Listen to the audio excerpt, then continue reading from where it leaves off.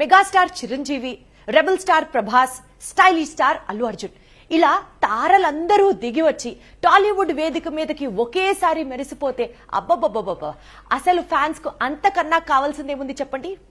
Yes, you heard it right. May 19వ తారీఖున తారలు దిగి వస్తున్నారు.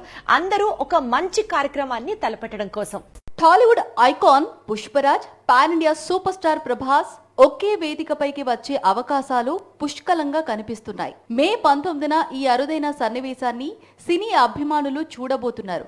వేదికపై ఈ ఇద్దరు సూపర్ స్టార్లు కనిపించడం మాత్రమే కాదు, వారు ఏం మాట్లాడుతారు అనేది కూడా ఇప్పుడు ఆసక్తికరంగా మారింది. ప్రభాస్, అల్లు అర్జున్ ఇద్దరూ మంచి స్నేహితులు. యూత్ స్టార్లుగా వెలుగుతున్న రోజుల్లోనే ఫ్రెండ్షిప్ కొనసాగించారు.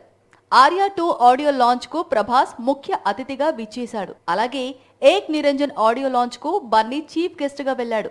ఆ తర్వాత ఏ ఈవెంట్ లోనూ వీరిద్దరూ కలిసి కనిపించలేదు.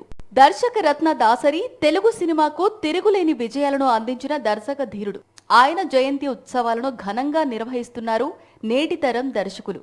అందులో భాగంగా మే 19న హైదరాబాద్ లోని ఎల్బీ స్టేడియంలో డైరెక్టర్స్ డే ఈవెంట్ ను ఘనంగా నిర్వహించబోతున్నారు.